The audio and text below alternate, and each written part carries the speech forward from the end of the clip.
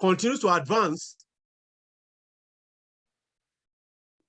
as technology continues to advance and more religious institutions adopt digital platforms for communication, fundraising, and community engagement, they become potential target for cyber threats. Here is an overview of cybersecurity in relation to church and evangelism activities. Churches and evangelism organizations handle sensitive information such as personal detail of members, donors, and volunteers. These include names, addresses, contact numbers, and even financial information. So automatically, they need high protection of their data. So implementing strong data protection measures, including encryption and secure storage, is essential to prevent unauthorized access or data breaches. Now, can we also talk of online presence? Many churches and evangelist organizations maintain websites, social media accounts, and online platforms to reach out to their communities. It is crucial to secure these online properties against hacking attempts, defacement, and malicious content. Regularly updating software, using strong password, and employing firewall can help mitigate this risk. What of issue of phishing and social engineering? Criminals often use phishing emails or social engineering techniques to trick individuals into revealing sensitive information or gaining unauthorized access. In that case, educating staff, volunteers, and congregation members about recognizing and avoiding such attacks is important to safeguard against potential threats. What of the issue of payment security? Churches and organizations often receive donations or process payment online. Implementing secure payment gateways, following payment card industry data security standard compliance, PCI DSS, and regularly monitoring financial transactions can help protect against fraud and ensure the security of donor information. We are all in the mobile world. Now let's talk of mobile device security. With the increasing use of mobile devices in churches and evangelism activities, securing mobile phones, tablets, and other devices becomes crucial. Implement strong password, enabling remote web capabilities, and using reputable security software can help protect sensitive data in case of theft or loss. We cannot forget the issue of employee and volunteer training. Training staff, volunteers, and clergymen on best practices for cybersecurity is essential. This includes educating them about password hygiene, recognizing suspicious email or links, and practicing safe online behavior. Regular training sessions and awareness campaigns can help create culture of cybersecurity within the organization. Now, let's talk of incident response and disaster recovery. In the event of cybersecurity incident, having a well-defined incident response plan and disaster recovery strategy is crucial. This includes regular backup of critical data, maintaining offline copies, and establish procedure for reporting and addressing security breaches promptly. Now, the issue of compliance and legal consideration is vital. Churches and organizations, churches and evangelism organizations may need to comply with specific data protection regulations, depending on their location. Understanding the legal requirement and ensuring compliance with applicable laws, such as General Data Protection Regulation, GDPR, is essential. In conclusion, prioritizing cybersecurity in church and evangelism activity help protect sensitive data, preserve trust with members and donors, and ensure the smooth operation of digital platforms. By implementing robust security measures and fostering a cybersecurity conscious culture, religious institutions can minimize the risk of cyber threats and focus on their core mission or spreading the message of faith. Thank you for attending this Cyber Warrior virtual hangout.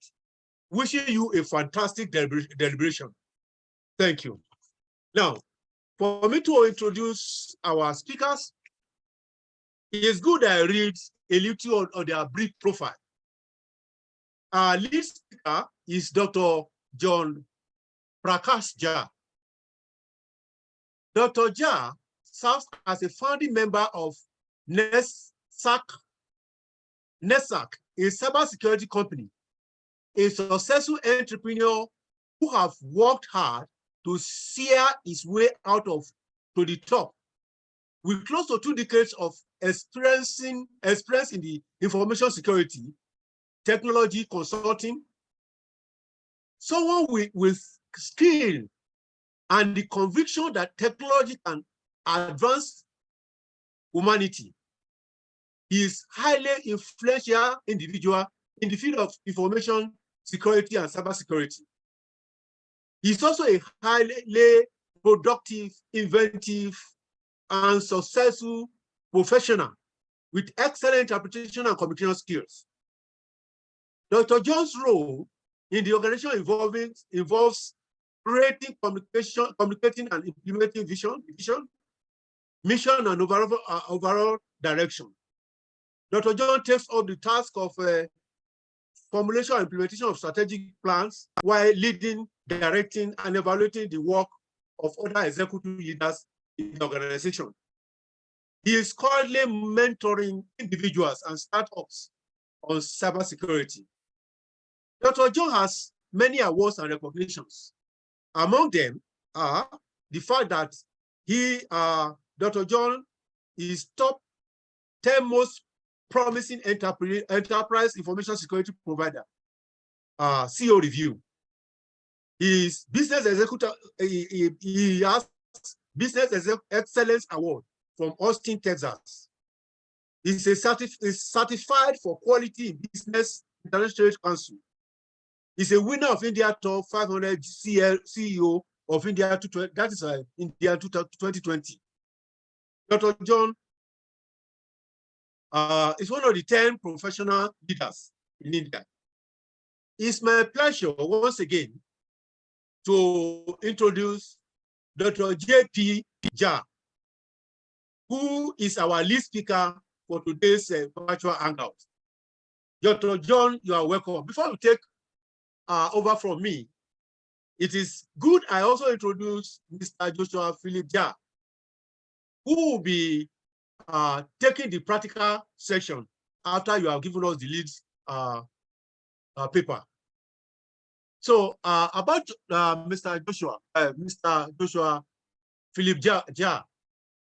Mr. Joshua Philip Jha, at just 13 years old, has achieved remarkable accomplishments in the field of cybersecurity, earning him the title of the world record holder for the longest webinar marathon on cybersecurity by a minor male. His dedication and decision for cybersecurity have led him to obtain an impressive 13 cybersecurity classifications at such a young age. Joshua's commitment to learning and advancing his skills in cybersecurity is evident as he continues to pursue new certification on a daily basis. Driven by a desire to make his country proud, Joshua aspired to utilize his talents and expertise to contribute significantly to the field of cybersecurity in the future. His ultimate goal is to create a safe digital environment for online activities as the world transitions into the digital era. With the increasing reliance on technology and the internet, Joshua recognized the importance of strengthening cybersecurity measures to protect individual organizations and nations from cyber threats. In line with his vision, Joshua is the founder of Cybersecurity Lab, a partner initiative that aims to harness the power of deep tech, AI integrated technology in the field of cybersecurity. By leveraging artificial intelligence and cutting-edge technologies, Security Labs strives to develop innovative solutions to combat cyber threats effectively.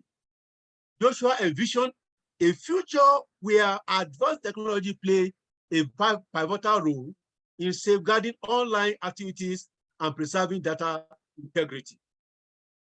Despite his young age, Joshua Jah achievement and aspiration exemplify his determination, talent, and commitment to the field of cybersecurity. With his relentless pursuit of knowledge and his innovative approach through security lab, he is poised to make a significant impact in the security landscape, and not only in India, but also globally. Joshua's dedication to making the world a safer place for online activity and his aspirations to contribute to India's pride are testament to his remarkable potential and a source of inspiration for others in the field of cybersecurity. At a young age, Joshua has a lot of achievements. He is a world record holder, longest webinar marathon cybersecurity by individual minor for 12 hours and 20 minutes. He is the founder at securitylab.com. He developed a phishing tool on shared bash programming called Fisher. Awarded at India Startup Festival, Bangalore, October 22. Awarded by our industrial minister, that is Indian industrial minister, Sri Shred Hussain, and started YouTube channel named Joshua Philip Jah. He has delivered cybersecurity training in Cambodia, Baha, Bangalore, channel for various schools and campuses. Started training on cybersecurity awareness for kids online. He started bug beauty. He also has a Let's Upgrade session. In addition, Joshua has a lot of award to his credit. He has a lot of certification too. About his education, Joshua has a cybersecurity certificate at Amit Future Academy, mobile application security testing, certificate in penetration testing, certificate in Quick certified engineer, Offsware critical infrastructure protection associate, Offsware certified Meta Defender associate, Offsware certified Meta Access associate, Offsware certified cyber security associate, Wi-Fi pen test, and learn step-by-step network hacking. Currently studying in 8th grade in Clarence High School, Bangalore, if I'm correct. Mr. Joshua is a session speaker for many forums, schools, colleges, webinars, to mention but a few. I have the privilege again of having Mr. J.P. Jah to be our guest speaker and practical instructor for this Hangout. It is my pleasure once again to hand over to Dr. J.P. Jah, our lead speaker for today's virtual Hangout. After he has finished his session, he will hand over to Mr. J.P. Jah, our guest speaker and practical instructor. Thank you, and God bless you all.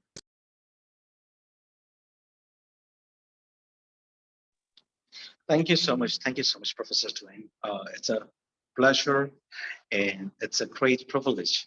And I'm so excited to practically talk to all of you, to listen from you, to see how we can be of help to each other, and specifically when we talk to church, and how we can be a cyber safe world, or how even we could use the cybersecurity in our day-to-day lives to encourage us, to lead us, to acknowledge us.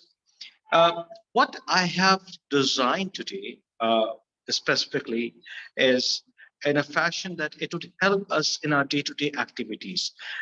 What I understand is most of us use our cell phone devices, we use tablets, we use computers, we are online, we are on Facebook, Twitter, WhatsApp. We use various kind of online shopping, uh, groceries purchase, cab booking, or we would be using technology like a Zoom right now to have a conversation across globe right now. I mean, typically I'm sitting in India right now, and you guys are in Nigeria, so we are countries apart, miles apart. We're still talking. That's the beauty of the technology.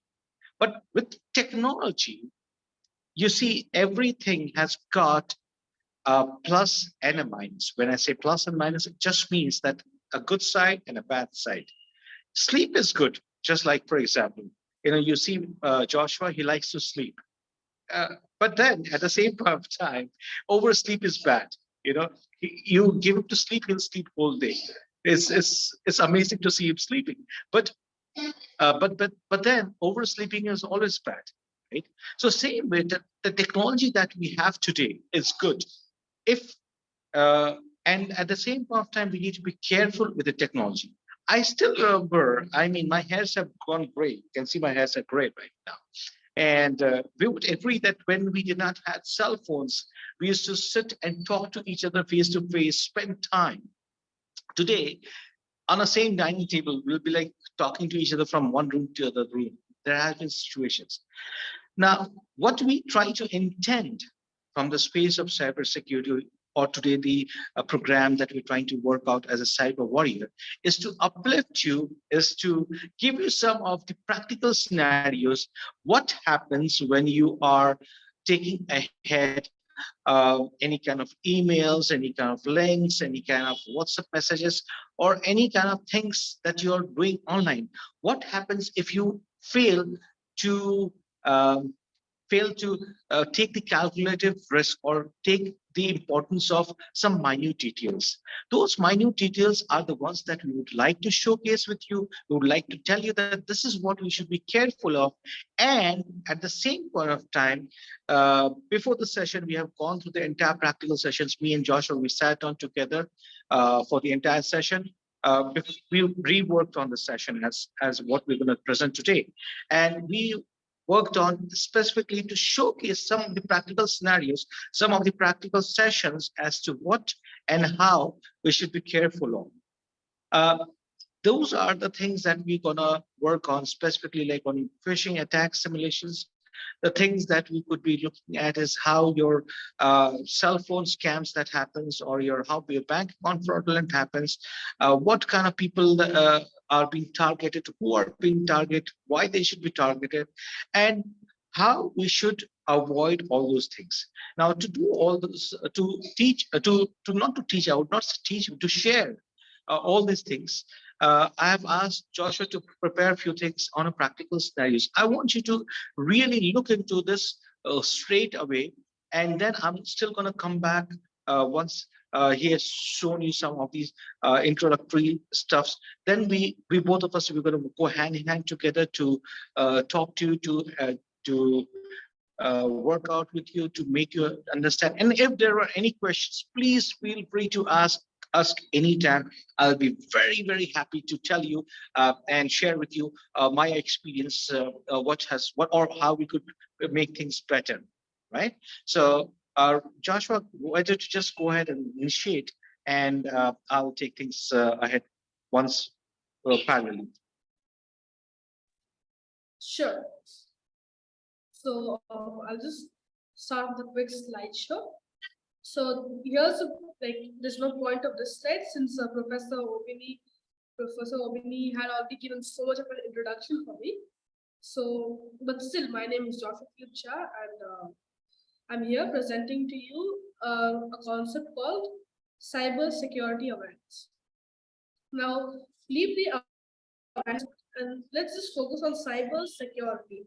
Now, cyber security in simple terms is just like being safe in the digital era. And in today's world, we need to be safe over there so we can trust the digital era based on how much can we trust it, or it is vulnerable, but we still need to trust it. Like it will have our trust. So before that, we'll go into some frequently asked questions. So the first frequently asked question which is there, if you look at the terms, is cybersecurity. Now, cybersecurity is nothing but being safe in a digital era, as I said previously. But the main question which I had when I first started learning this topic is, what is this word cyber? Like, what is it referring to? Why does it exist? Now, cyber basically refers to anything that is related to the digital era. For example, you have your laptop device, your mobile device, a tablet. So all of that is being used with an internet. So it's considered to be in the cyber era or the digital era. So anything related to digital era is called cyber. So just to make it in short, it's called cyber. And to be safe in the digital world, we have something called as security or cyber security. Now, cybersecurity itself is a huge and vast topic, but in this session, we will not cover entire of it since it's practically impossible to cover it within the time given. But it is a very interesting topic, and I would recommend that all of us go and we'll dive into the next topic. So, what is cybersecurity awareness? I said cybersecurity. What is cyber? Why? Or what is the security part? But now let's see what is cybersecurity awareness. So, as the name suggests, you're being aware about the topic about cybersecurity and the basic part of cybersecurity, like extreme basic part of cybersecurity, is what we're going to be getting aware about. Now, there's multiple things in this world that we do not need, but there's this question we have here related to the topic we're currently discussing, which says, do we need cybersecurity? And in my opinion, and in like every person you ask, yes, cybersecurity is definitely needed. Now, I'm saying it's needed, other people would say it's needed, but why do we actually need it? Now, if you take a real life example, we have a house. If the house is not protected, or if the house doesn't have doors, if rain comes, there'll be water in the house. If a sandstorm comes, there'll be full dust in the house. Or even there could be chances of thieves breaking into the house and taking all the stuff. So these things, so that is why we need security in real life. And this is also why we need cybersecurity. We need security in the digital era, or we need cybersecurity to protect us so that we can be safe. Now, if anything that does not have security, none of us would have full, like at least some trust for it. For example, if you're living in a building or if you're living in an apartment and there's like possibilities of snakes over there, like which can come into your house, you would not be staying over there. Most likely you won't, unless like you want to play with those snakes now. But I'm sure we wouldn't stay over there. Then we have this, what is the goal of cybersecurity?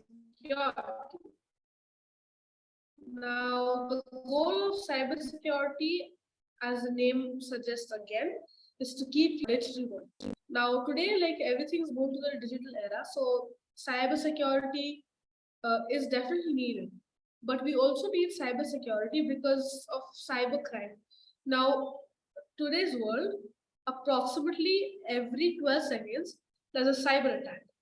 So if we calculate that into one day, so we have one day has, if I'm not wrong, around 86,400 seconds.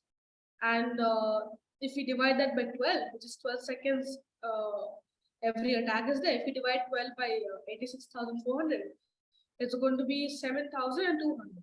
So approximately 7,200 attacks happen per day. So we could be clearly a part of that attack. Now, we also have 365 days in 1 year, and at least one or the other day, you could be part, or you could be the victim of one of those 7,200 attacks that happen each day. Now, that's when cybersecurity kicks in, is to keep you safe. So even if the hackers eyeing on you to try to attack you, get into your system, spread a virus, cybersecurity has a high chance of not letting that happen. But again, you should always maintain few rules of cybersecurity, which we will see in some time. Now, does cybersecurity benefit us? If you see, like today's day, if we have a security in the building, it doesn't like really benefit us, like benefiting us, but it prevents. So that prevention is enough to benefit you a lot. Now, there's few personal documents that you have, like for example, your birth certificate and all. You do not want that to be touched or messed around with, right? So that you don't want it to happen. So cybersecurity prevents that. So that could benefit you. Like if you're not getting anything lost, it will benefit you. So yes, the answer to this question is yes, it does benefit us. And I explained this slide a little too early, but I also showed how it does benefit us. Now, what happens if cybersecurity never exists? Again, let's take a real life example. Why do we have securities for apartments or buildings? Is so that no harm can come to our house. Now, if a security is not there, or security guard is not there, the guard or the thief or like any other things can come into our house. Now, if security is not there, if cyber security never existed, there was a very, very high chance that cyber crime would not have also existed. Because of cyber crime, cyber security has been made or invented, say. So cybercrime is the reason that cyber security has come. So we have like a robber and a cop. They like because of a robber, we have a cop, or because of criminals, thieves, etc. We have cops for them to handle the thieves, so that we do not get irritated or we do not get hurt or harmed. Now that is the same thing that's happening over here. So cybercrime or cybercrime tries to harm us, but cybersecurity is there to protect you. In today's you see many movies, the hacker term has been very fantasized and it's been put across like in a very different way. So the thing is, so it's been put in a very different way, as I said, because like they don't show what hackers can actually do, but they just show like little bit parts of it. But I mean, we are going a little off topic right now, but I'm sorry for that. So how can we be safe from cyber attacks? Now, we can be safe from cyber attacks by applying few rules of cyber security. Now, what are the rules of cyber security? So the rules, this like basic 5 rules of cyber security. Click links, but click them wisely if you're sure. Now, the link part, I will show you why it's very dangerous to click it. Like if you click a wrong link, a lot of details could go to the hacker. And that's not, we do not like our details being going to other people who are not comfortable with. Then the second rule is that we should have strong passwords with us. So we keep passwords which are kind of weak, like according to the most recent survey, the most commonly used password is either ABCDEFG or 1 2 3 4 5 6 7 8. Now that is like the most commonly used password, and there's a type of attack called brute forcing. So that attack basically has like a list, and there's a tool which will automate that list, like to try and log in your account. So they'll have your username or your email address. You have a set of passwords or the set of most commonly used passwords, and they will try to get into your like Gmail or whatever account there is for you. Excuse me. Now as I was saying about passwords, we keep weak passwords which are easy to remember, right? But then we should not do that. That's like, because easy to remember passwords which are also easy to guess are highly prone to be vulnerable. And the way to counter brute forcing is that keep a strong password which you can also remember. So if you're using multiple platforms, make sure you do not use the same password for the same platform, since if the attacker will get one password, he can try doing those on all the different accounts he sees that you have registered for. And then eventually you can gain access of all the other accounts, all the other passwords that you have. So do not use the same passwords. As I said, this is not 100%, it will not keep you safe, but yes, it will keep you safe, but slightly. The chance of you getting your account getting taken over would be way lesser. Now, the third rule, excuse me, they have cough. Yeah, as I was saying, the third rule is to all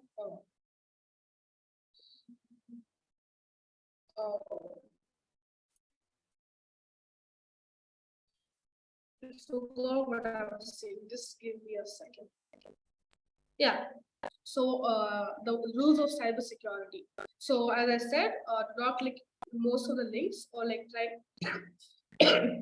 try to avoid clicking every link you see. Be wise while you click them, and use strong password. Those are the two major things I would recommend you to do. And there's this third thing that most of us do without even realizing it. I mean, we do realize it, but we don't take it much seriously.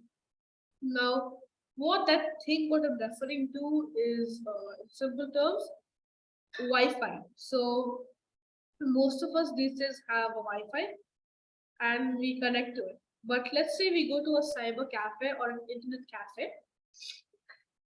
So over there, there'll be like a free Wi-Fi. Now, connecting to that would not be recommended, because there could be like other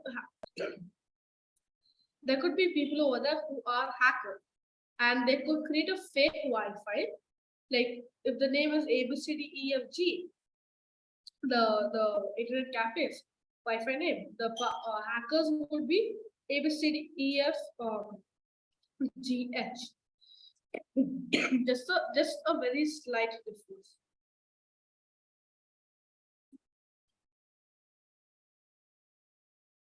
So sorry.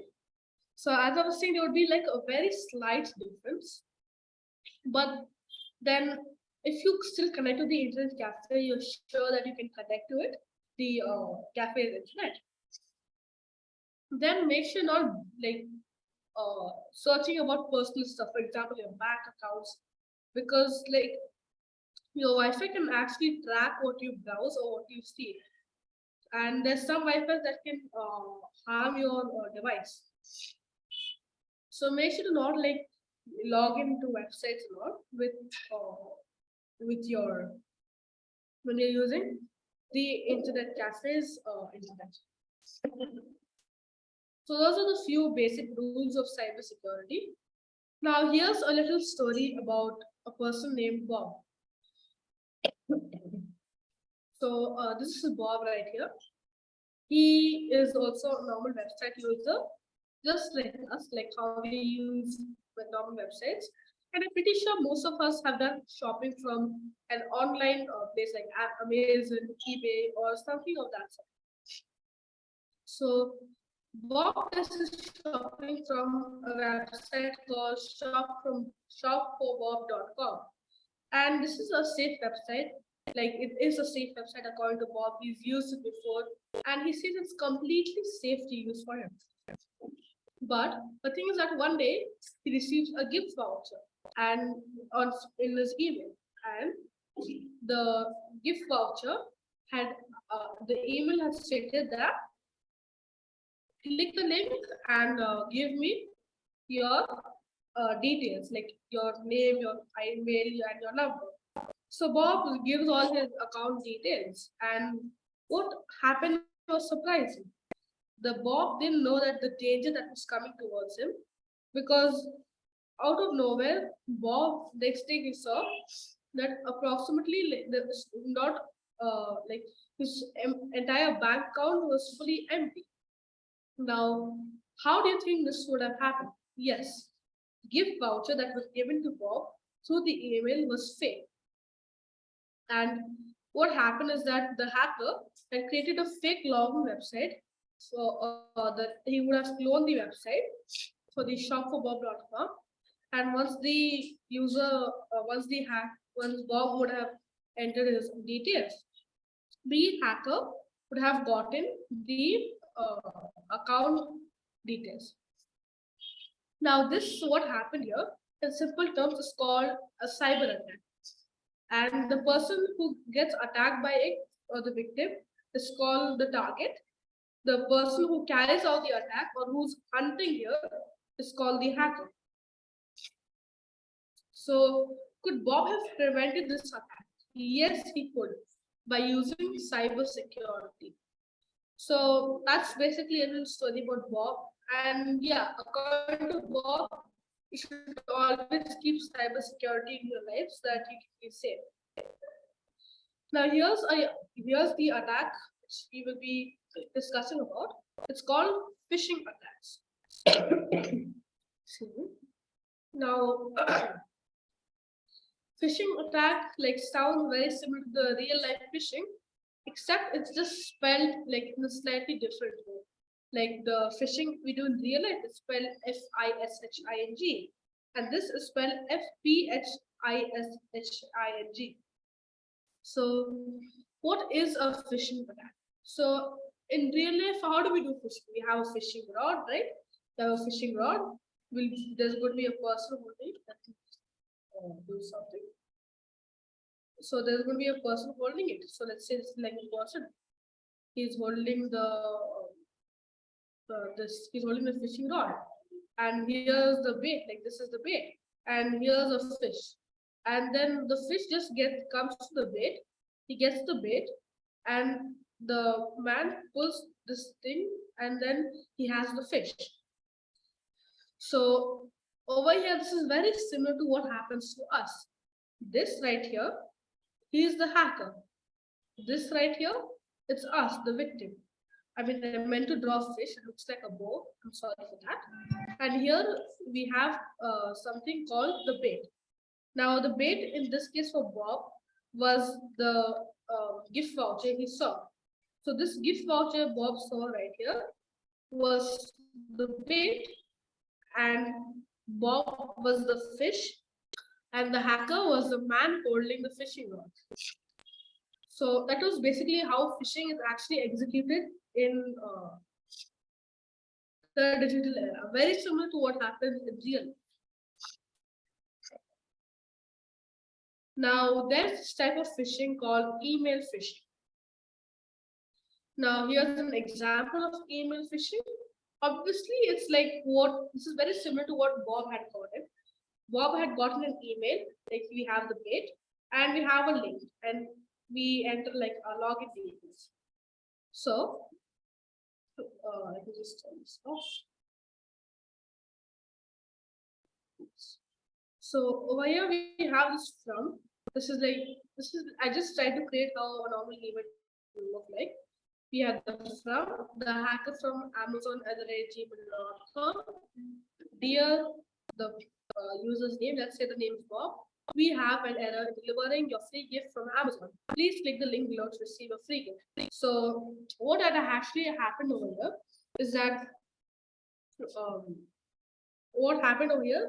that the user, let's say the user was Bob, was getting a free gift from Amazon, and some or the other how this guy over here, the hacker, knew about it. So he sent Bob a fake mail stating that there's an error in delivering his free gift. Now, and he has to click the link to fix it. So what should Bob be doing here? Should he click the link or should he not click it? He should not be clicking the link because the link over here, it says Amazon.com, but it's actually completely something else. So it says Amazon.com. I'm not sure why I can't click it. Yeah. So this link over here, it says Amazon.com, but if I click it, it will direct me to another page. So I will show what page it directs me to, but let's see over here this example of email phishing and what happened here exactly, and what form will it come in, like how, like what, like this is the most common format it comes in. There's going to be like there's going to be like something similar to the Amazon or whatever thing. Like for example, let's take Amazon. So Amazon support they'll or whatever Amazon@gmail.com. The hacker could have an email just stating that it's MAZON, it's something A. Like this, that's slight small errors, or could even be Amazon21@gmail.com, anything like that. Like this over here, what I've sent the email, it's not exactly going to be like this because it's very obvious that this guy is the hacker sent from this guy is the hacker who's trying to hack things. It'll be something more like trustworthy, like Amazon21 or like Amazon anything. It could even be just Amazon at the gmail.com. So over here, and then the next thing is going to be that there's going to be dear your name and whatever something tempting. Like for example, is over here we see example of free gift, and they'll be like click the link below or contact this number and or something like that, and they will like try to get into it. In this case, I'm using a link. So if I click this link, let's see what happens. So okay. So can you see this? If it doesn't look like, I'll show it to you. So when I click the link, what it actually shown to me was this right here. Amazon login. This is a fake Amazon login. Click links wisely. So this is what had actually happened. It had showed like a different. It had showed something else. It was showing Amazon.com. It was showing Amazon.com. Kevo is going to enjoy today. I'm sorry, what was that? Okay. So the Amazon login was there. We clicked that link. It sent us to like a complete different page, and it will be it will look like the Amazon login. So if I just search over here, Amazon login, it will look something similar to the Amazon login page. But I didn't have enough time to recreate that, so I just had made this right here. So how there's something called hovering, wherein we could use it and get to understand the link or like know which link is actually directing us to. So if we keep our cursor long enough on this Amazon.com, on the below here, like if you see it like below my mouse, like it says C users John music Joshua others 123.html. It's like a different file entirely. But hackers can use different links, like a fake login page or anything of that sort. Depends on what they are actually using. So now this was a basic example of email phishing, and so let's look at the next type of phishing called phishing attack. But I think I missed this slide here. So what actually had happened over here is this hacker right here sent an email to the user. The user had clicked on the email, put in his login details, and now the hacker has the account details of the user. Now there's this attack called smishing attack, and it comes in the form of an SMS or what most of us know as a message. And here are just a few examples. So here it says that IKEA is giving away free shopping vouchers to everyone. Go here to get it. HTTP some URL that is. And then if you look at the example to the right here, it says free 120 euros voucher, 185 remaining. celebrate our 150th birthday with a free 120-pound voucher. And then so Sainsbury-vouchers.net. Now, both of these are actually public brands or public companies. And IKEA, though, like I think I know, but like this is trusted websites, and this is what's going to be like. So they could, in this example over here, we saw it came from Amazon. Most of you use Amazon. Most of us use Amazon. We believe it's safe, but like people try to clone it and get us into that specific trap. So over here, the other trusted source was IKEA and Sainsbury. So IKEA is another trusted source by multiple people, and same goes for Sainsbury. Now, best way to avoid these type of messages, or like the best way to avoid falling into this trap is just simply by ignoring it. The best way to do it is just ignore it. Now, so it says IKEA, I'll read it again. It says IKEA is giving away free shopping vouchers to everyone who go here to get it. So this is literally the same format I had shown over here. It says it's something tempting. It's a free gift over here, it's saying, and over there, it shows over there, both of it shows two free shopping vouchers. So that's the format, like I said, most of the hackers follow, or most of the scammers. Now there's this attack called phishing attack, which is mainly known as scam calls, and many people face it. I mean, like many people, literally a lot of people face it.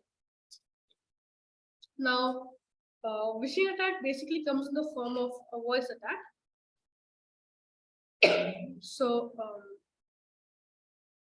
the phishing attack, as I said, comes in the form of like a voice call or a scam call, and they'll be like, do this, go log in here, give me your log in here, do this, do that, and then eventually somehow the other way, they'll make you log in to get or they'll make you log in so that they'll get the details or the basic content they wanted, they'll get it from you. So like some scammers will handle like so perfectly, you won't even feel like you're getting scammed. But now there's a simple way to avoid this. Like even my dad, like the other day, he got like I think close to 5-6 calls in like few hours. And the best thing it is like he just asked, "What do you want?" They said that we are giving you this. He just like cut the call. Like don't even want to waste your time. Don't even want to argue about that.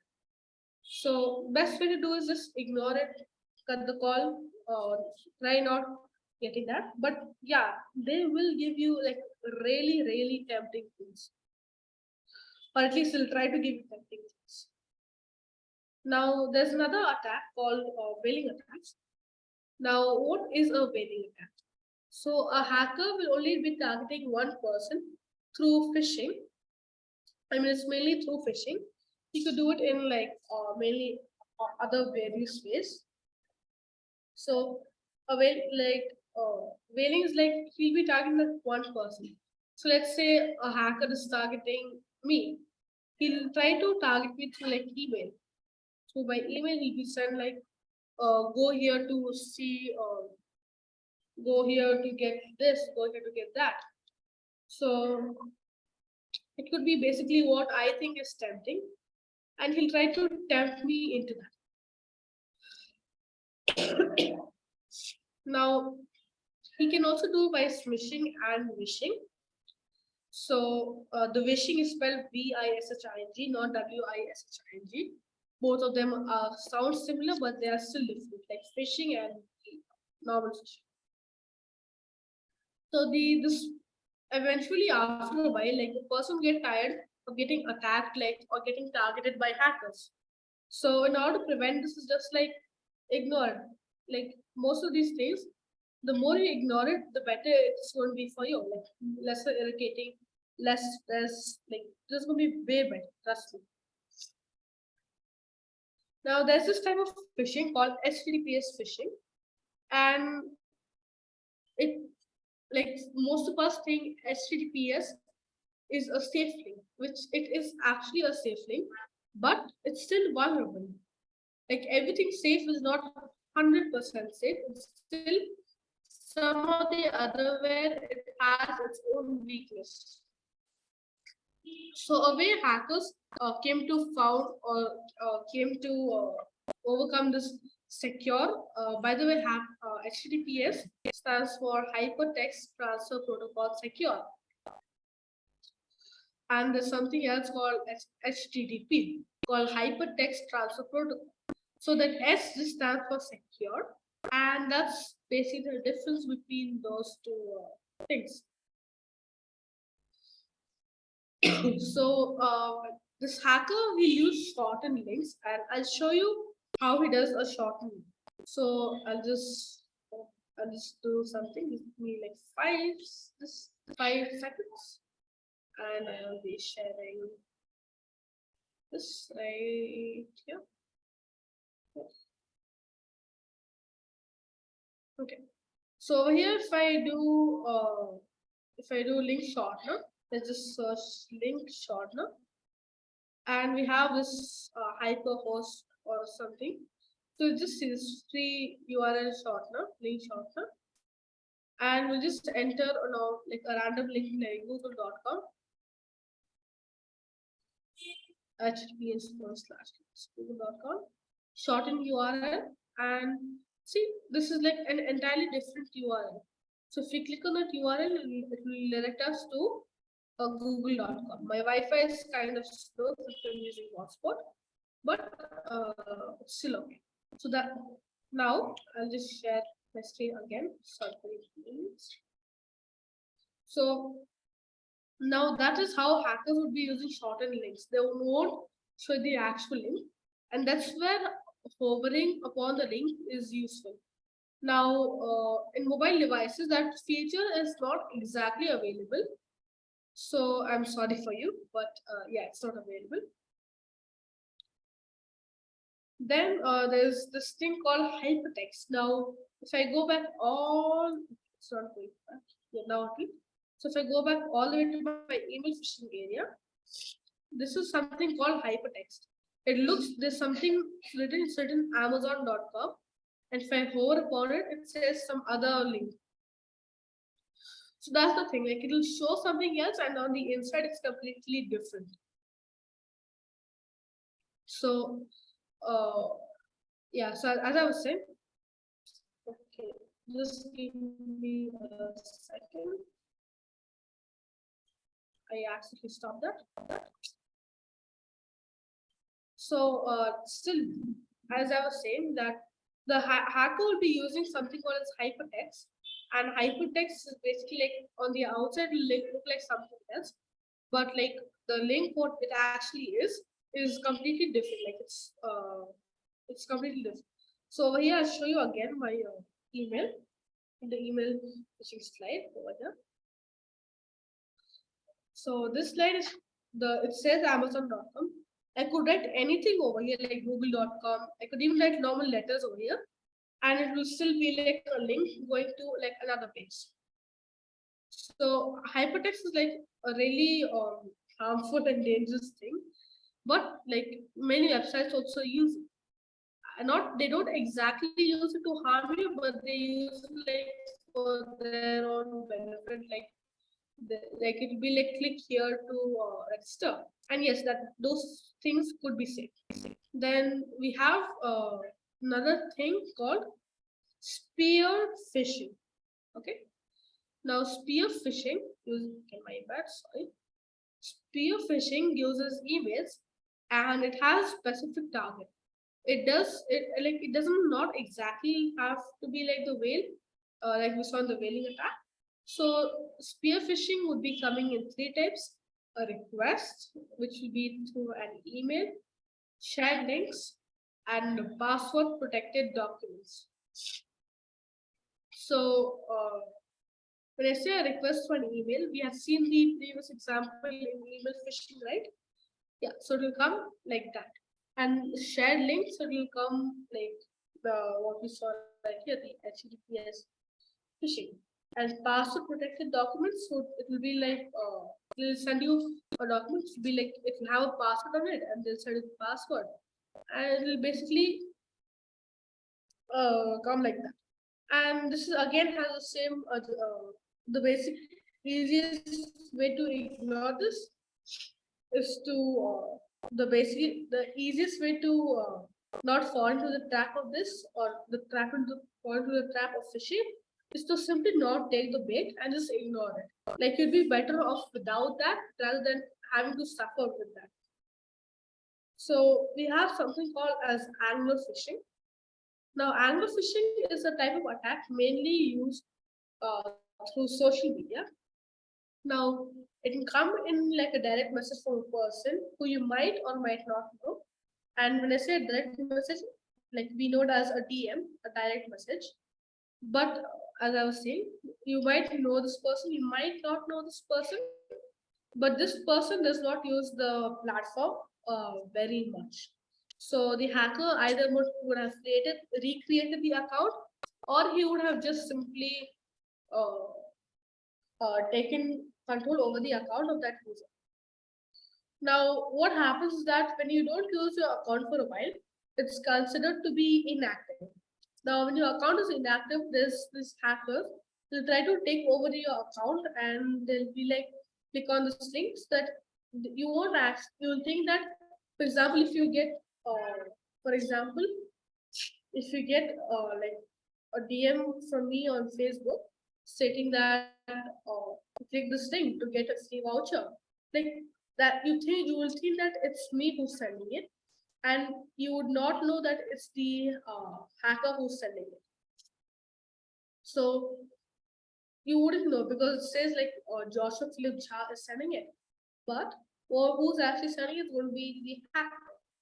So or if you can't get access to my account, you just recreate that account and it'll be like Joshua Philip Jha 21 or like any other, like something similar to my account. Now that is basically about phishing. That covers up the topic of phishing. Now there's this one topic I have called location tracking. Now when I say location tracking, if you click on a link, I can get to know your location. So if I, for example, if I give you a link and you click on it, I can basically get to know your location, like where you live and all. So there's a tool. I mean, I won't state the name of it, but I will try to show the practicals if I can. So let me just do that real quick. My VM is not responding. But I'll just show you, I'll show it to you instead. So this is like another machine I have right here. Yeah. And so click Firefox.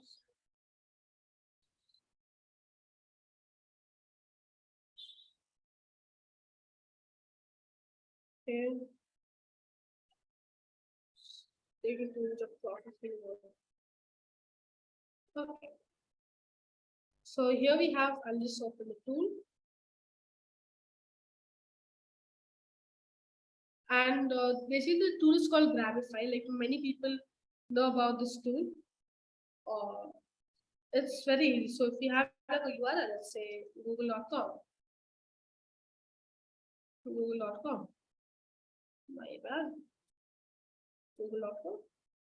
And if we click on create the DOS URL, if you click on create URL, let's see what happens here.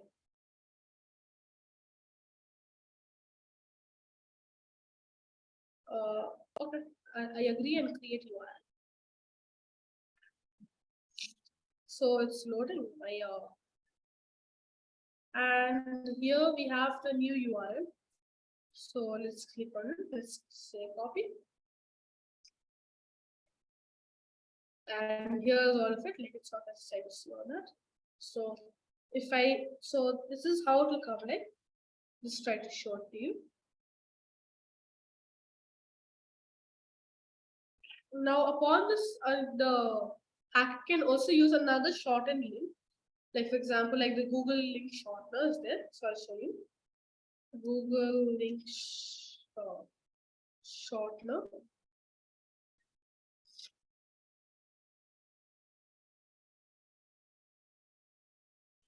And click on it. Let's close this up. Google link shortener. Meanwhile, that's opening. I mean, you could use that for link shortening. But this is how it will come in. So let's say I'm the target. It will come dear Joshua. There, there was an issue with your account. Let's say it's my Amazon account. So let's say Amazon account. And so Amazon account. Click this link below. Click this link below to fix it. And here's the link. So as normal user, if my Amazon account had an issue, I would click this link. Let's say I click this link. Okay. He gets to know my location. Okay. First of all, he gets to know my location, and if we go down here, it should pop up. Okay. Let's see. It could take a while to pop up. And let's see if I'll refresh it. Could pop up if I refresh it. It's taking a while. That's all fine. Like, it still hasn't popped up. It's still okay. But basically, okay, it's loading. Okay, never mind. So here so basically the hacker can get your location with this. For some reason, I think it's because of the internet. It's not working currently. So this is basically how it will come. Now let me show you another interesting thing. And this is how hackers can get to know your password, or this is how hackers basically frame this what do you say, attacks.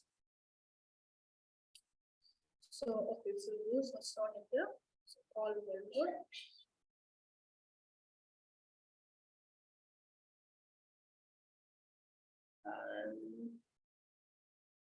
Okay, it's still not working.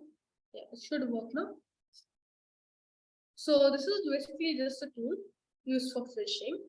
I mean, I'm just using it to show you that this is how hackers do it. I don't actually use this to attack people. So let's open the link and see what does it say over here? Victim's IP found. So it found my IP also, and it's saved in the text editor. And we have this right here. Voter rank. What's your name? I don't know what did I select, but I selected something. So let's say my name is Joshua, and let's just submit. Let's email a phone. Let's do 123@gmail.com, and password is random password, and let's log in. Now let's say a poll completed successfully. Okay, this was more like a poll. And oh yeah, do you see, like, let me make it bigger for you. It says account and password. So you can see the account and password, both the things over here. So the account, it says 123@gmail.com, and the password, it says random password, which was the password we entered. Now we can also do it in another thing. So let me do a new share. I'll try to show it to you in multiple areas. That's the slot. Let's just see. Oh, my bad, I actually did something else.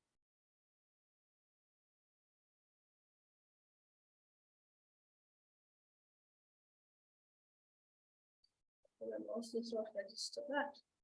Okay. So now I'm opening it and I'm trying to see if it will work in Google Chrome. Let's see if it does. Okay, it doesn't.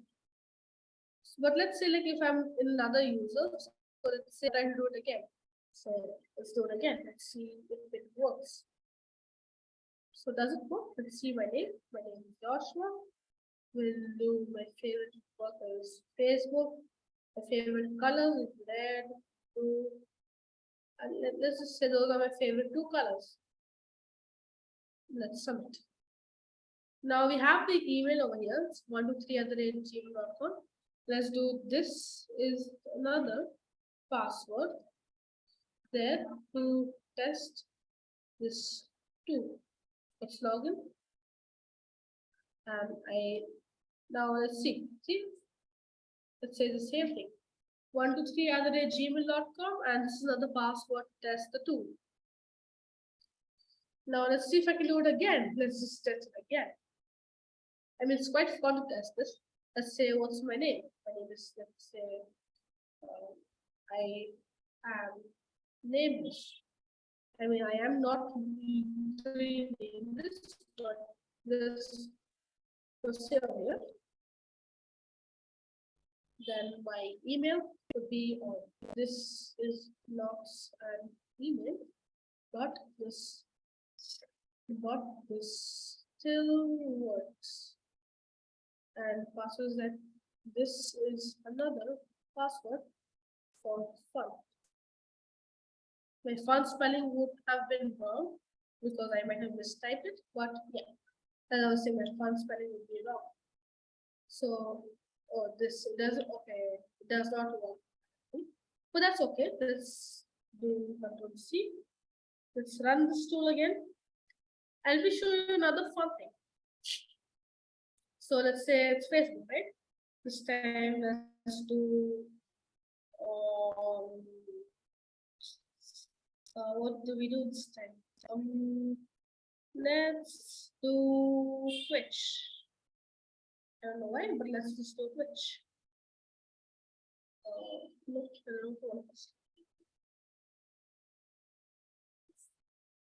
I'm sorry, I accidentally closed the program. I tried copying the link, but it closed. And localhost. No.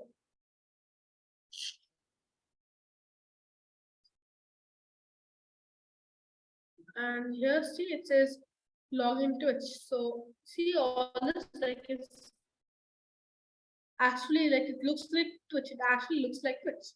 So if we do 1, 2, 3, 4, 5, 6, 7, 8, 9, and I just do some random password and select some numbers I've typed in, and don't save. It forwards and it says me to it actually says me to Twitch. So if I were to be logged into Twitch, it will automatically log me into. So you see here it says my account and my password. So that is the beauty of technology these days. If you could get to literally anything and everything that you want to. So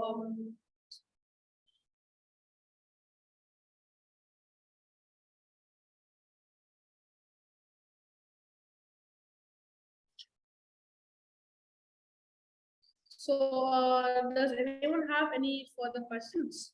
I would be happy to ask them.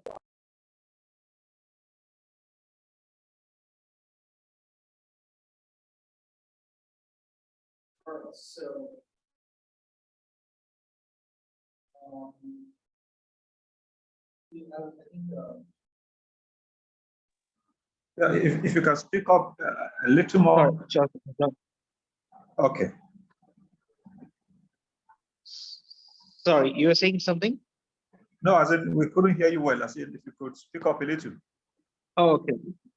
Yes. So Joshua, I think you could also show, because what I wanted to talk will be a little longer. So in the meanwhile, you should also show the how how on the social media your Facebook logins are being taken. Could be possibly taken into accounts and considerations. So those are things that can you just show? Because the other things that I'm going to talk, I'm afraid that we do not have that time for that. So maybe sometime else I will take that. So can you just show, specifically on the Facebook and other things that we have of how the attacker can take on the login access? Number one. Also, many times what happens is that when we look at the activities that happens on your cell phones, we use cell phones by and large for um, all the transactions and activities. One of the interesting factor, I would just touch base, the other aspect which I want to talk. See, specifically today, your cell phone is nothing less than your bank or your money or your wallet. Uh, there were times when you used to carry the cash and the wallet around, but today your cell phone is one of the area which is mostly into which carries your social security number, it carries your digital footprints, it carries uh, your bank account details, it carries your SMS, it carries your all the things that is there. And cell phone, the usage of the cell phones, either directly or using your laptop on a public places. These are a few things that we need to be very, very careful. So as Joshua showed on the examples that that we have or we wanted to talk about. So when you use your laptop, specifically on the public places, uh, be very, very careful. Now, what you see um, from our expertise, what I've also seen is that I can create, um, uh, say for example, I still recollect when I was teaching Joshua at the early stage about cybersecurity. The first thing that I taught him was how to get into a Wi-Fi or Wi-Fi router. That was the first thing, and I remember that incident very well. And I'm just going to narrate that incident just for the betterment of us to understand, as well as to make things understand how critical at times it could be. Now, on a home Wi-Fi router, when you're using your laptop or desktop or things, uh, the first thing that I learned was how to crack the Wi-Fi password of your home router. That was one of the first assignment that I had given in, I think about 4 years back, or 4 years or whatever. So I think, yeah, 4 years plus. So that was the first assignment. And I still remember after 5 to 6 days, he was tired and he couldn't just do it. And there was one of the scenario which talks about handshake protocol, which uh, I think is not necessary for me to explain in this forum. But he was stuck on that particular area where in that protocol of handshake protocol. I gave him that little bit of idea of how to overcome that, and then voila, he was able to get into the access of the details for. And all this information that I'm sharing is only for the purely for the educational purpose, and it is not for any kind of activities of crime or legitimate or illegitimate activities. Now you see, uh, when you use your desktops or when you use your laptop for in a public place or in public places. So let's say my router name is John, uh, and my password is 1234. Whatever is my password. Uh, I can uh, I can surely create another router or another device which would replicate exactly like my original router. I, as an outsider, can create a hotspot or I could create a region which would replicate exactly like the um, the original router or the original intended device. So in public place, this creation is very easy. Now, what happens is that when the attacker would create that, At that point of time, when you're doing any kind of banking transaction, so banking transaction is a straight no and a no when you are using a public hotspot or a public Wi-Fi.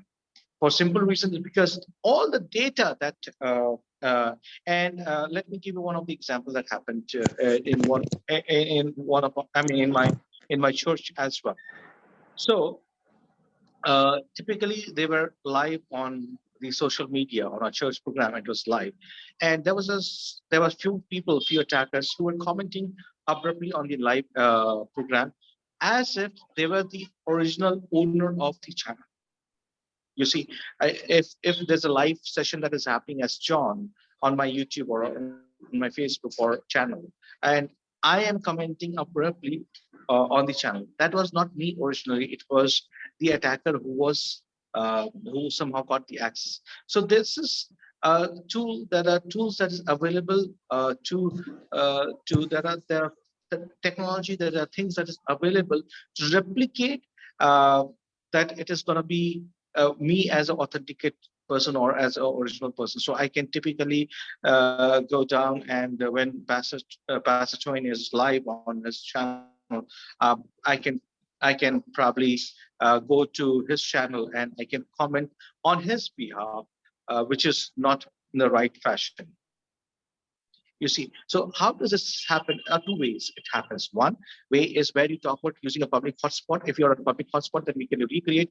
I can all the things that you're transacting, all the things that you're sending as a data, it gets first captured by my device. I have all the information, whether you're logged into Facebook, whether you log into any kind of banking activity, I would have the first hand information. It's like, the first touch. You see, that's the kind of the first touch that we would have.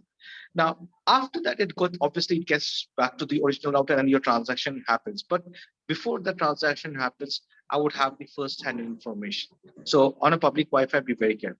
Secondly, we need to be very, very careful on the activities, specifically when we deal with church activities and things on those areas. We need to be very careful in how our home internet or how our cell phone are being used. You do not just keep your cell phone, specifically when you have your banking transaction cell phones. Those cell phones you just not lie over abruptly. Why? Because there is a very, very high possibility I could replicate the data. You give me a cell phone device maybe for a couple of few minutes or so. Actually, not even a minute. So there are ways that I can just go to your cell phone, type in a few things, and I would not need anything else. So whatever you do on your cell phone, whether you are watching anything, whether you're transacting anything, whether you're paying to anyone, let me tell you, I will see everything that you're doing, right? So be very careful on those areas. Why I'm telling you this is not to scare you, but I'm telling you this so that we can be able to save. We can safeguard ourselves. We can safeguard our brothers. We can safeguard our sisters. We can safeguard our family from unnecessary activities. I get a lot of calls uh, from from people who have lost money for various reasons, for certain scams or various activities. But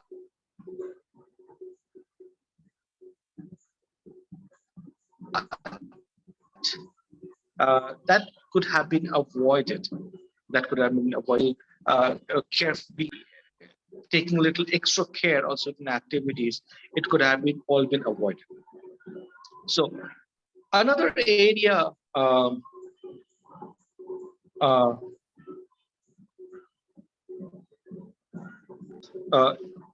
Brother Twain, Pastor Twain, would you want to say something?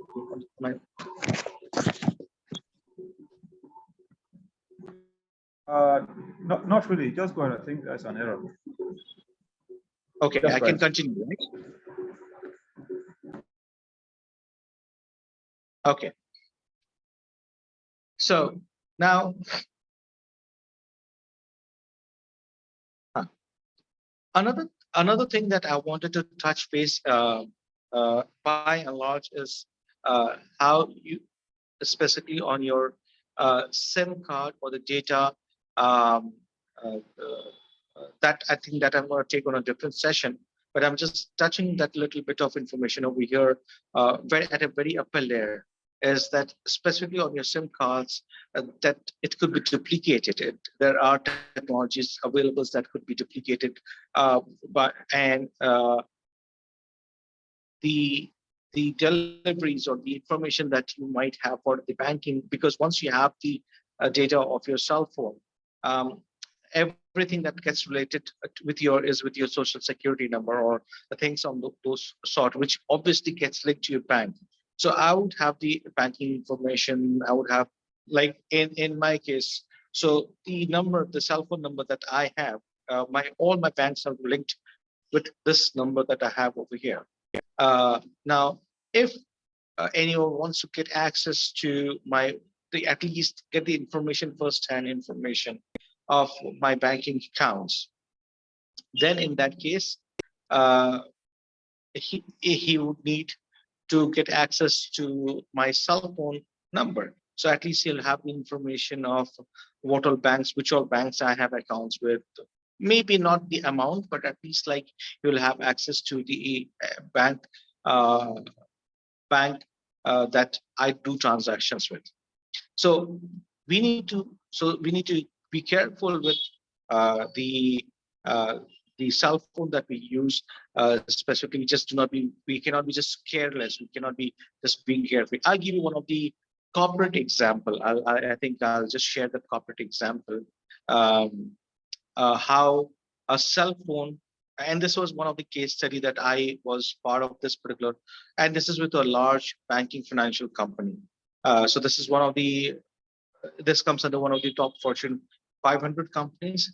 They're one of the large banking financial company, and they had a major data breach. So they had about 2 million hits crossing, and they were not knowing how, though they had that kind of major data breach. And we were calling for doing the forensics. And I'm telling you honestly, that was one of the worst nightmare experience that I had. And I'm telling you, it was a nightmare for me. Because so when I reached to the premises, the information that I had was that uh, from the employee's laptop, the data was there was a hit that started, and the data breach started happening from the employee's laptop, wherein the employee's laptop was secure. They were using a secure environment. They were using the company's premises. They were using the company's VPN. So how did where was the breach? Where was the breach? How did the breach come into picture from that too, from the employee's laptop? It was on a company laptop. It was not a personal laptop. It was the company's laptop, which had certain security measures already in place. So how did this breach happen? For 3 days we were struggling. We were doing the forensics for them. For 3 days we were struggling, and we couldn't find anything. I had sleepless nights. We couldn't find a thing. Later, when doing a little bit of more study on that, uh, I had to ask someone to fly down, one of the experts whom I knew. I asked him to come down and asked him to check on the DLLs, which are the Windows files, as to what triggered and how it happened. Now, all these people, the three laptop, the people who were assigned these three laptops were managers at the managerial career and senior management cadre. Sorry, not the manager, senior management cadres. Quite surprisingly, senior management cadre laptops were still secure. They had all the antivirus in place. They had everything else. When I asked these folks to come in and check the DLS, we realized that they were automated bots that were triggered. So the first clue that we found was that there were automated bots that were planted on these laptops for a specific purpose. Now, that was the first thing that we found, a great success for us. But that did not bring the summary. Now we had to find what was the loss or what was the information that was captured, as well as we had to find out how did these bots come into these laptops. As if you recollect, one of the attack that Joshua was talking about was whaling attack, right? It was a specific targeted attack that had happened, and this attack was for a corporate. It was not for the individual, but I'm just illustrating so that we can understand and be careful for the individual perspective.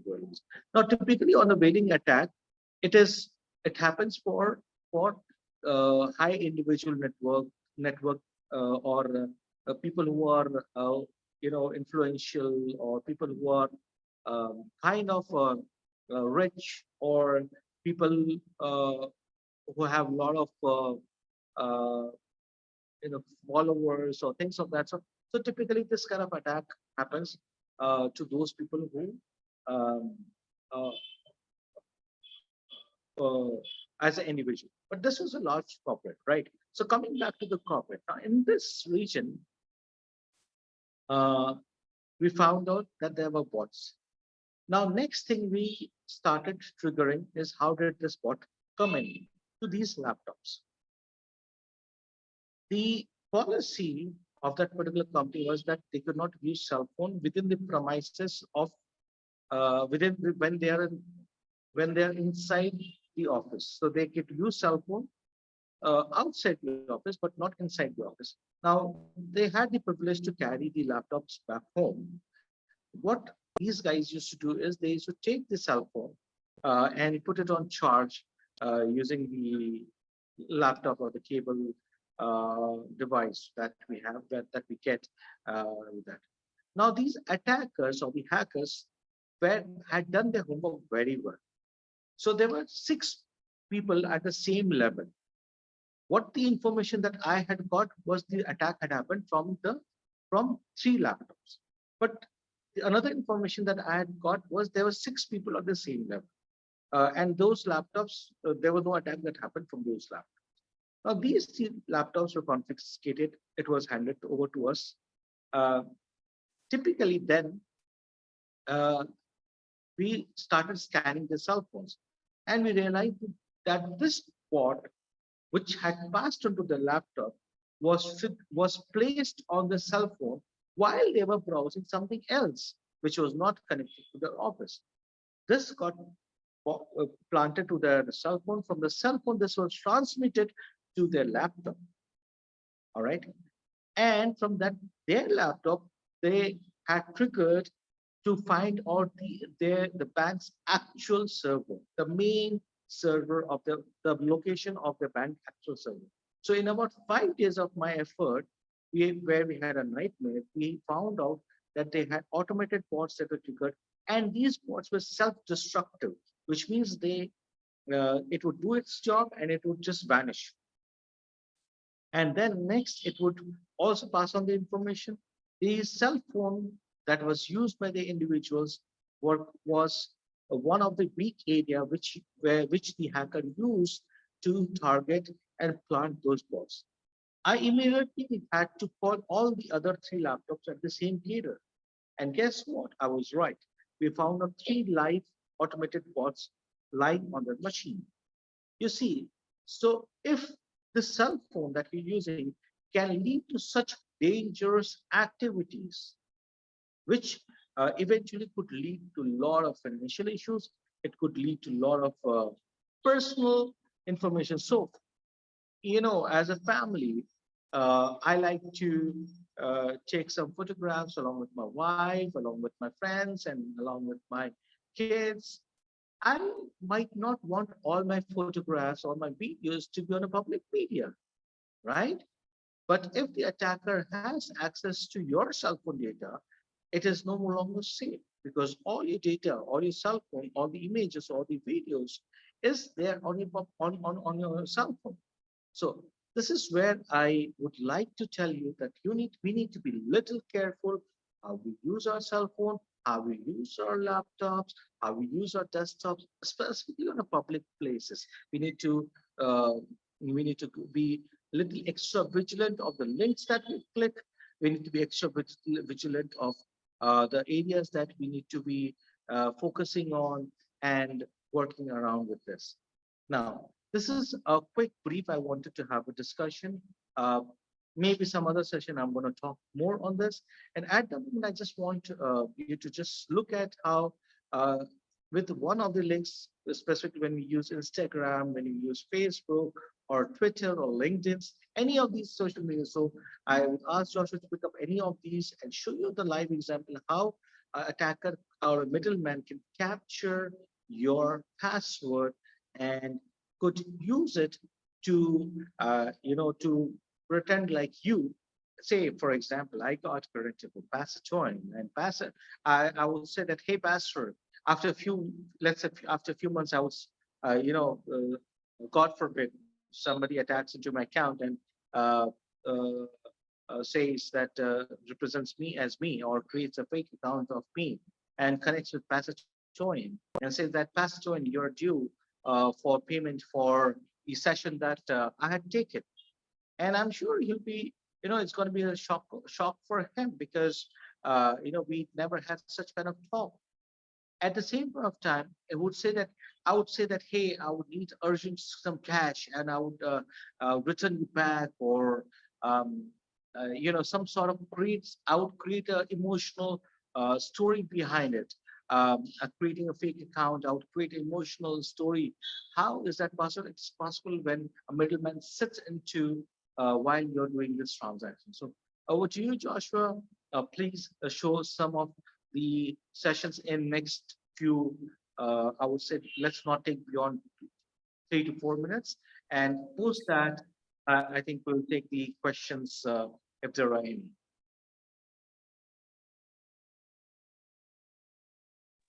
Yeah, sure. So let me just share my screen.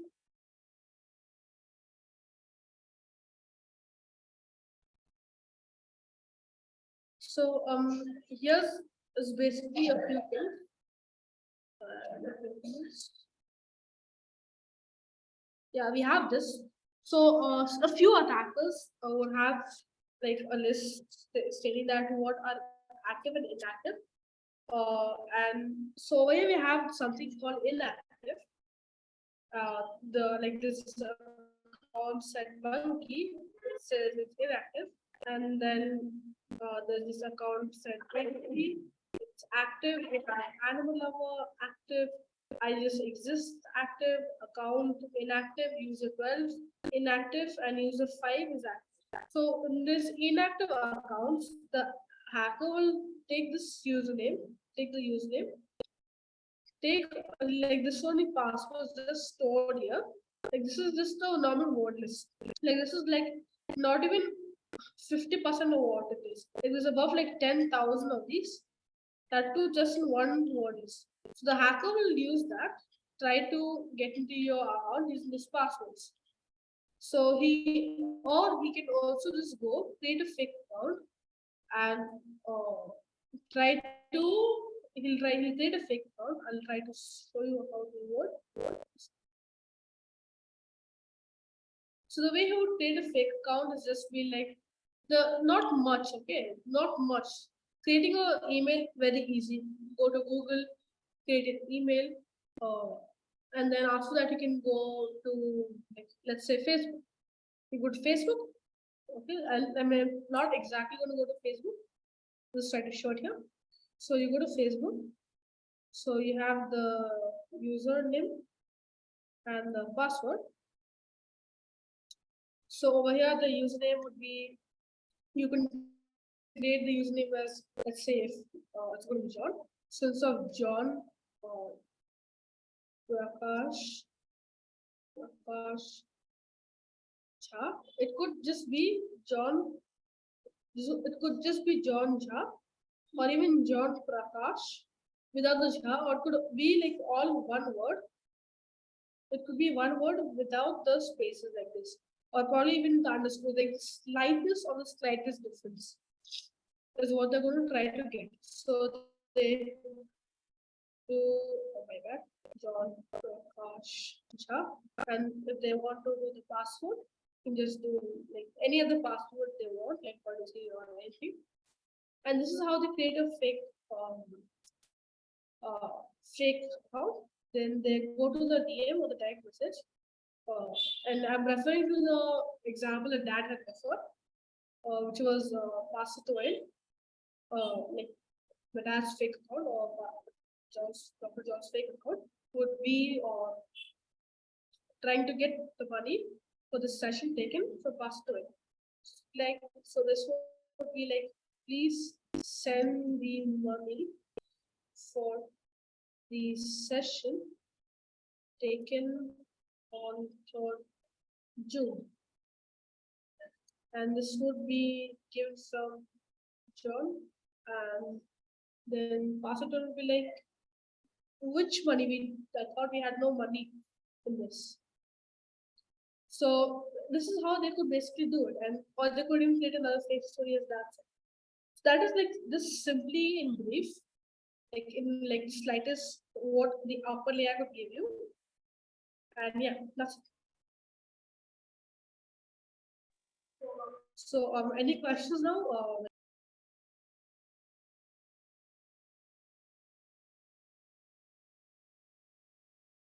All right, thank you so much, Brother Joshua, and thank you, Dr. John.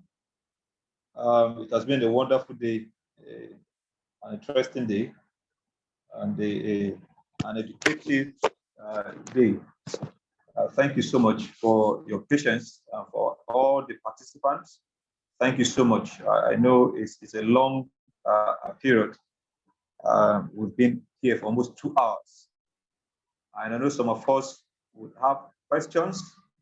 I saw somebody's hand up before. I don't know whether it's still connected. Okay. Okay, there's a question here.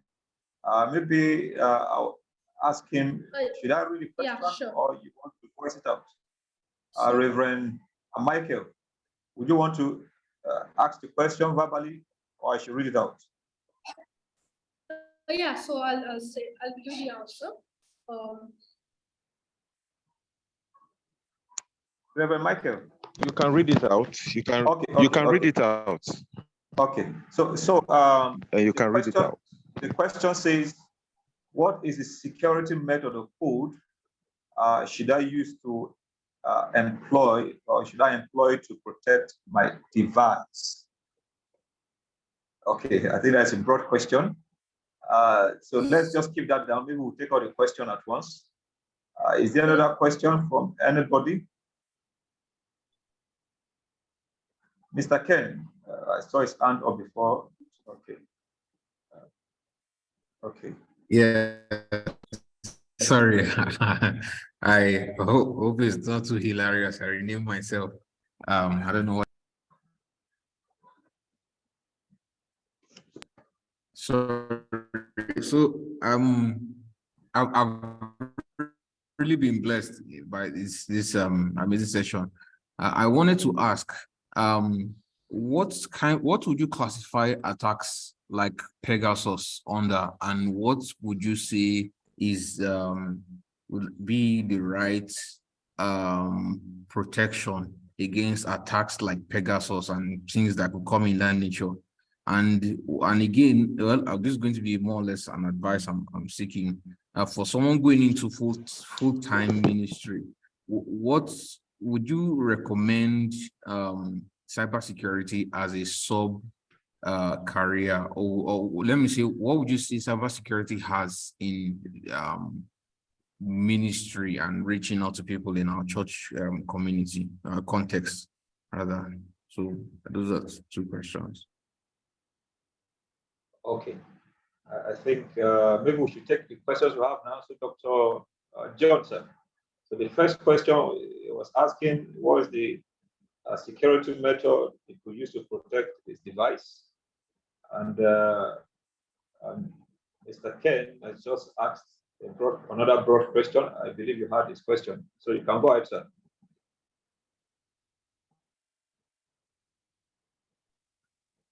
Okay. So First is regarding what is the So first is regarding what is the security method or should I employ to protect my device?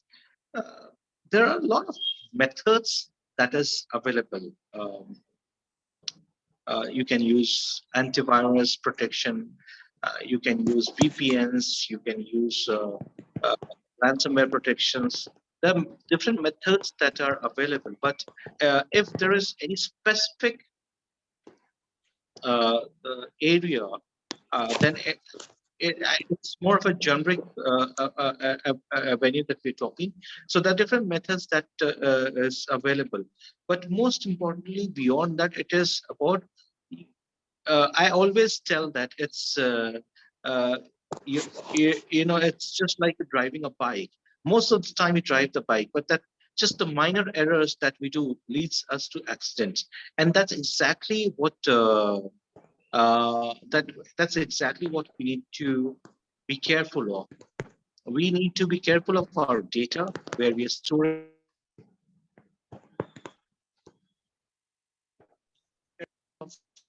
the data, the information that we are kind of uh, delivering it. So we need to be careful the way we handle our data, the way we handle our devices. Uh, Say, for example, when you are at office, you cannot just leave your laptop unlocked, or you don't shut it down. So you cannot do that. That's going to be a wrong approach.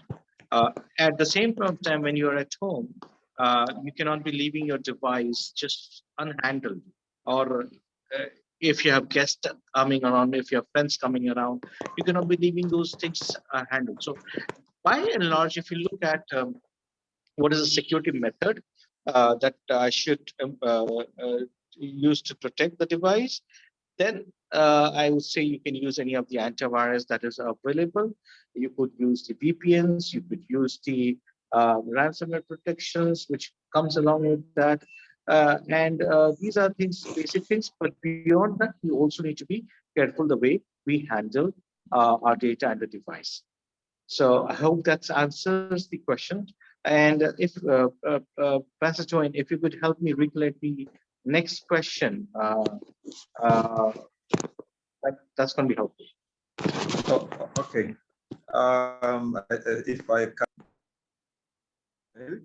If I can recollect very well, it's asking, it is a missionary right now with the Great Commission movement, and it's asking if or how it could use cyber security as a job or so. I don't know. Or Mr. Ken, can you recast just with few words your question, Mr. Ken?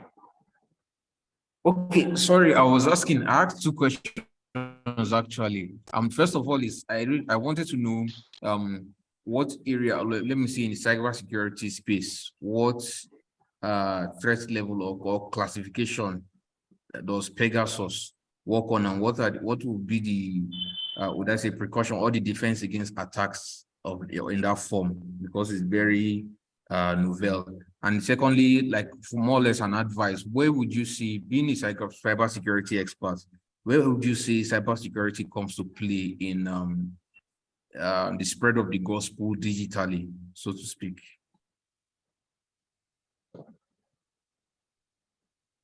Okay, so Pegasus is a very large area that we're talking about.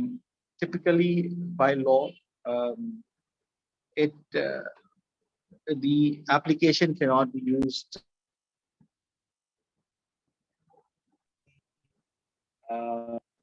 Application cannot be used without the use without the information of government.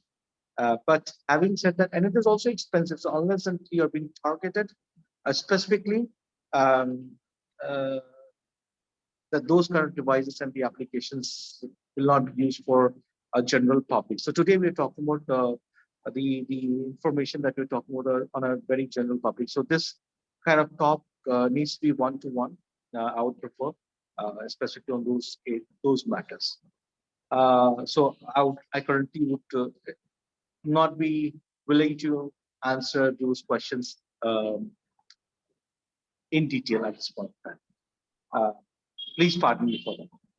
The next is a very interesting question: how you think I think that the cybersecurity could be used as a career or at the same point of time beneficial for the church.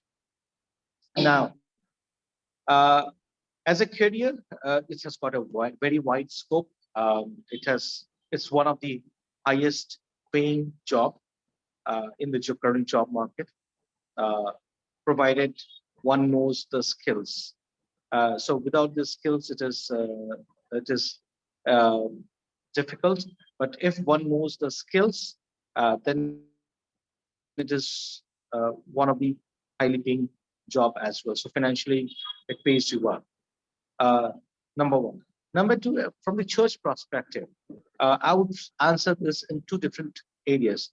One is as a church, uh, it's my personal. I've been talking to a lot of Christian brothers in India, outside India, trying, and I see there are a lot of cyber attacks that has been happening to the information or to the church that has been doing good, or it's kind of like doing better. So I see that there are a lot of things that is happening to the church, so that there could be some kind of monetary benefit that someone else can take it on, or it could be in terms of the position, in terms of the power, or it could be in terms of connections.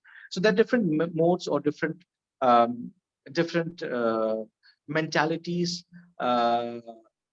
for uh, one attacker or the hacker to get into these kind of activities. So for church, one must be very serious of cybersecurity.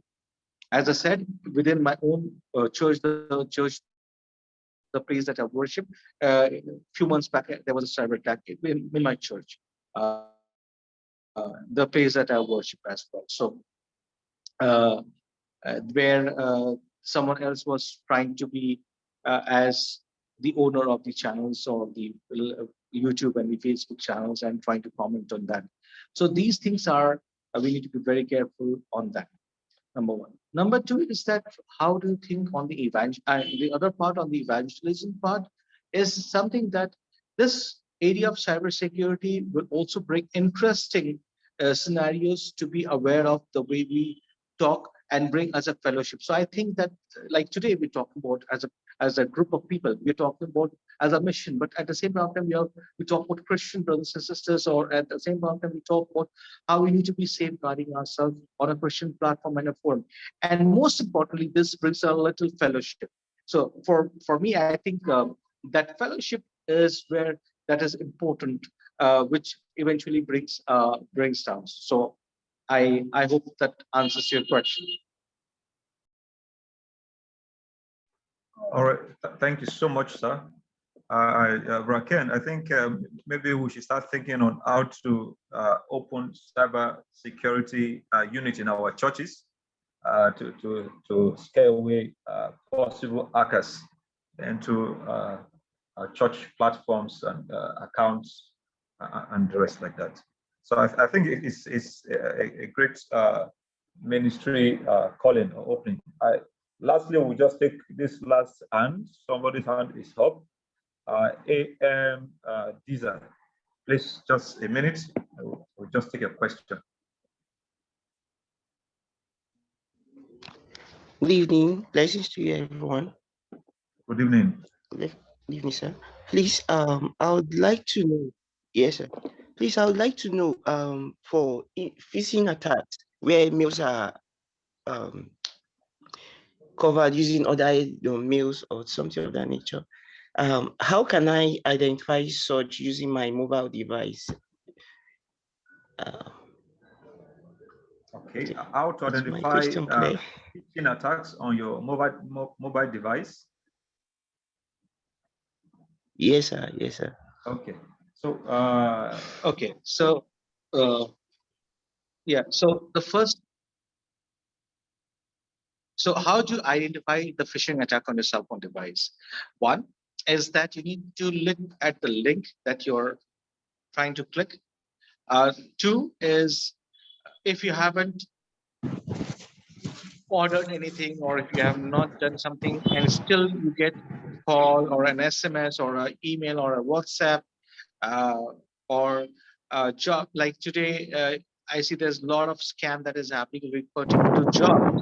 Today there is a lot of there's a job crunch in the market, and people are kind of like on WhatsApp. They're sending a message. I'm from this particular company. I'm hiring.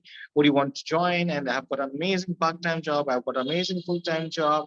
And once you say that, okay, I'm interested, is then when you see that, okay, for you to register, you need to pay, $10.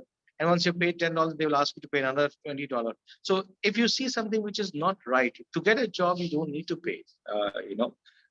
Probably the consultants who get paid, who consultants who work in the market as a job consultants, they get paid from the company or they get paid once you've joined or the process has happened of onboarding one as an employee. But so we need to be careful of more than the cell phone. I would say that we need to be having that uh, um, the thought of what we are trying to do. So don't, it looks amazing.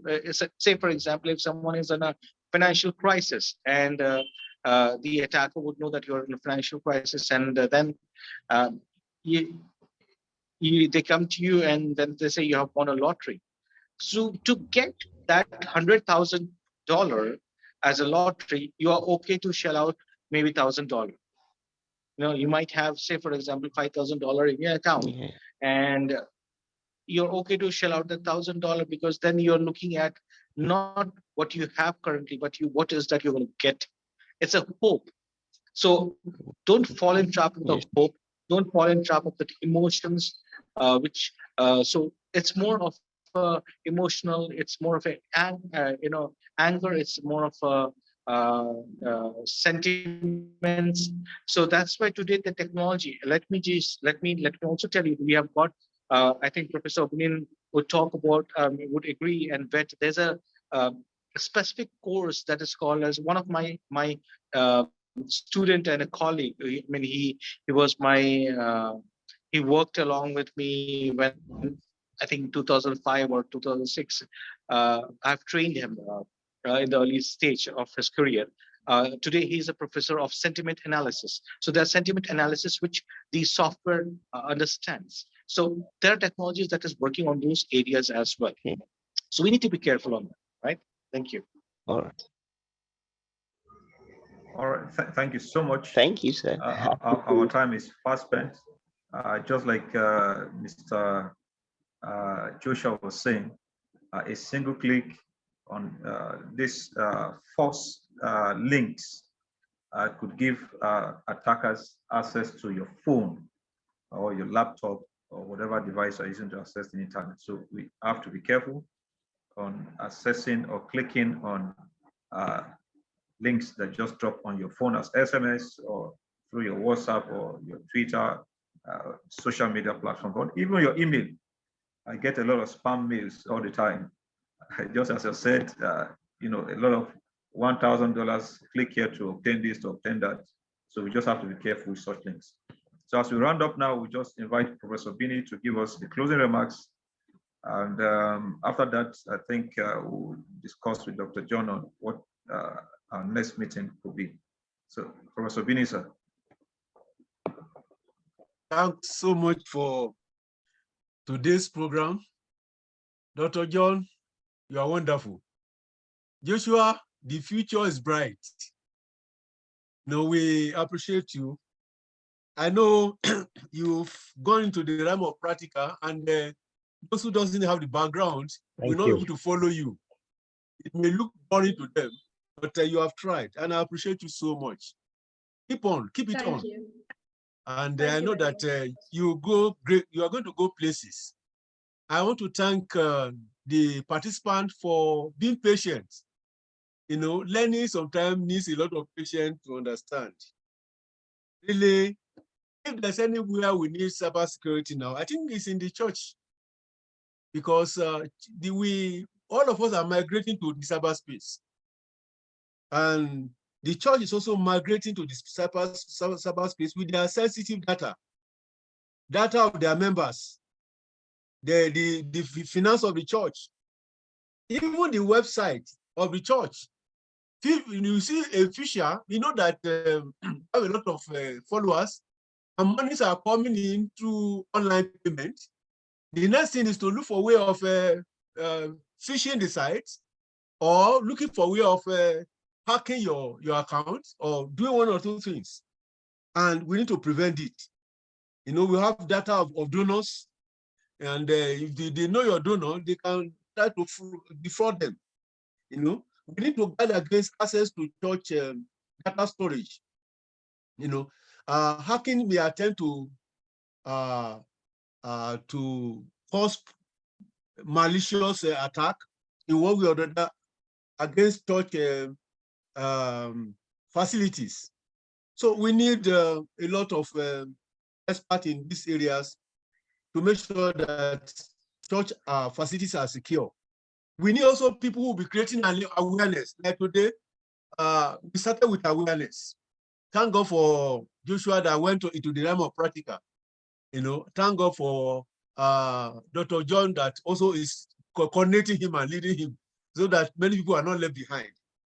But we need a lot of awareness against diverse attack on the cyberspace, and church is not left out of it. We need protection of our mobile devices. These days, the smaller the mobile device, the happier the people are. I was in a place yesterday, and a friend there was not using a phone. His phone is wristwatch. Everything is on his wristwatch. What are those who are using the body one? That everything is on your body. So, but whatever the case may be, we need to create awareness against attack of all these things. So it's already a profession on itself, sensitizing church against future attack, and what to do. Especially our mobile phone, our tablets, and most of these devices, so that we won't fall victims of the evil one. So this is the era where a professional can be made of this field.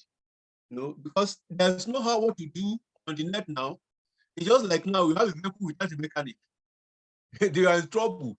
In as much as your vehicle is going fine on the road, you don't have any problem. But the day your vehicle breaks down, you're in trouble. So if you are on the cyberspace without knowing about hacking and having a way to prevent it, the day you are hacked, you're in trouble. So we need to guard against this. We need to also know, there are cyber laws now. Laws governing cyberspace. We need awareness to know some of these laws, so that even we as a Christian, we should obey the law of the land. But ignorance of the law is not an excuse. And many of us are ignorant of cyberspace law, the data protection law, globally and nationally. So we need people to create awareness on this so that we can understand better. On the final note, I want to thank Dr. John Pija for this great for being available. Allow yourself to be available today. I know it's not a small thing. You prepared and you're able to be here. And you are doing it free. And that's a great sacrifice for God. The Lord will bless you greatly in Jesus' name. As I've said to Joshua, the future is bright. Keep it on, and God bless you greatly. On the whole, I want to thank everybody, and God bless you all. Thank you very much, sir. God bless you all. Amen. Can we just take a snapshot? Those that are online, on your camera. Hallelujah. I just want to take this our first meeting. We believe we are still going to meet soon, very, very soon, for a live practical section where everybody could be on their device and carry out the whole something. All right. I'm going to take this now. Okay. My goodness. Sorry, just one more second. Jesus. Mr. Joshua, sorry, Mr. Philip, you're not smiling. These are. Oh, there's no much light here.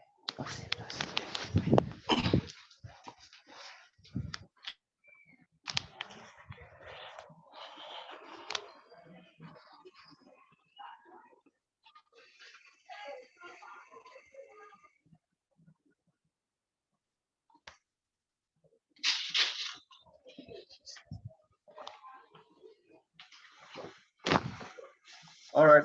Thank you so much. God bless us all. Outside. Jesus, help me.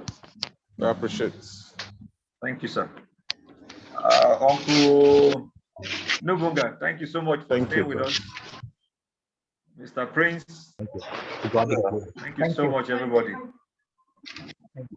Thank you all. We'll keep you posted. Have a great day. Next, we're going to meet.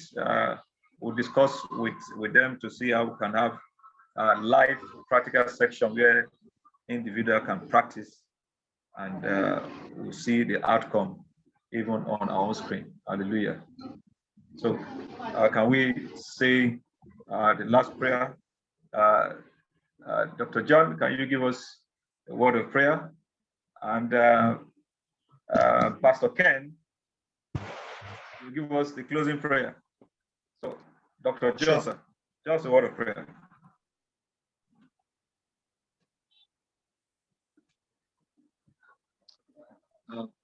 Thank you so much, God, for this day. God, we want to bless your name. We want to thank you for your grace, for your mercy, for everything. I pray that, God, let your will be done. God, what we have delivered, God, we want to thank you. Thank you for helping us. Thank you for leading us. Thank you for guiding us.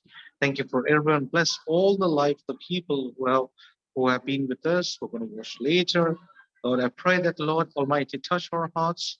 Help us to be united together in one accord with the cords that cannot be broken. And I pray that, God, let us be united in one thing, that is you and you alone.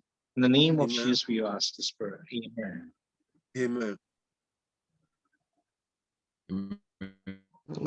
Amen. Amen.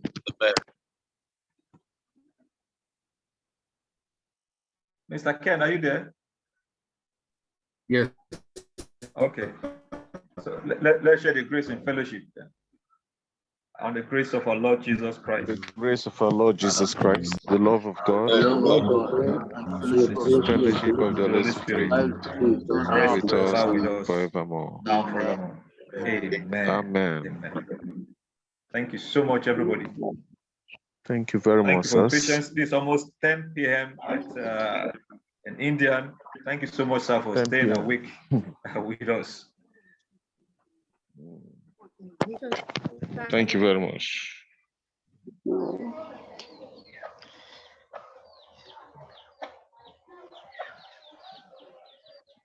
So we can leave Pastor going, right?